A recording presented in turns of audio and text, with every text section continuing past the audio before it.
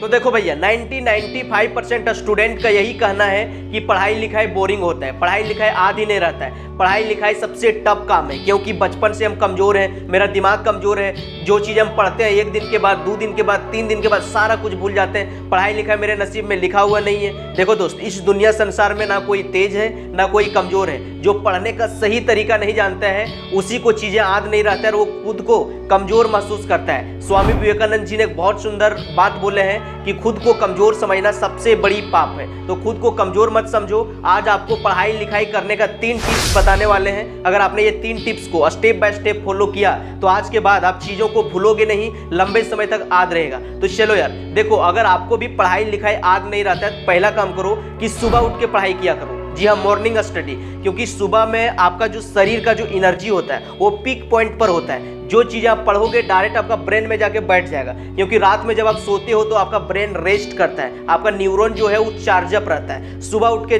Direct जब पढ़ने के लिए स्टार्ट करोगे तो डायरेक्ट आपका ब्रेन में फिट होगा और दिन भर वो चीज़ें आपका ब्रेन में चलते रहेगा। बार बार आप सोचोगे, सोचते सोचते वो परमानेंट ब्रेन में जाके फिट हो जाएगा।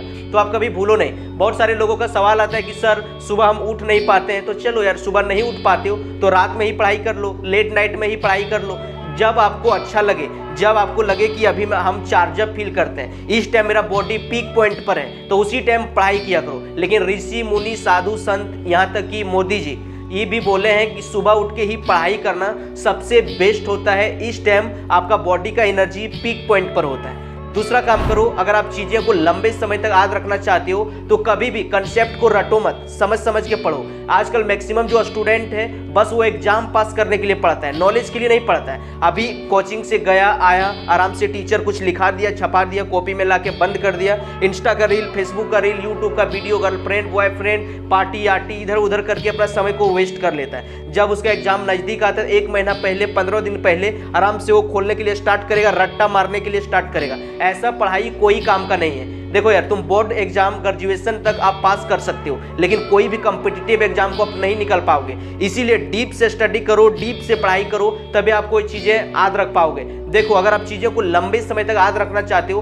तो कभी भी रटो नहीं, डेली एग्जाम्पल से उसको जोड़ लो, कहानी बना बना के याद कर लो। अगर आपको बोले कि टेलीफोन का आविष्कार किसने किया था तो अगर आप रटे होंगे तो आप भूल जाएंगे। लेकिन अगर बोले कि टेलीफोन, जब टेलीफोन में कोई फोन करता है तो रिंग करता है, क्या करता है, रिंग, और बाल बाल रिंग करता है, बेल बजता है, जिसके वजह से टेलीफोन में हो जाता है गरम, मतलब गरम बेल, बेल बजने के बाद हो जाता है गरम, तो गरम बेल मतलब टेलीफोन का आविष्कार किया था ग्राहम बेल। अगर इस तरह से कहानी बना बना के याद करोगे तो आपको चीज़ें लंबे समय तक टिकेगा और एग्जाम में डायरेक्ट आप टिक मार पाओगे। और सोचोगे कि रट लेते हैं। तो रिसर्च में ऐसा देखा गया है कि जो चीज़ें हम पढ़ते हैं, रटते हैं, 24 घंटा के अंदर 50 से 60% हमारा ब्रेन भूल जाता है और 3 दिन के बाद 95% भूल जाता है। तो सोचो कि एग्जाम तक आपको याद कैसे रहेगा।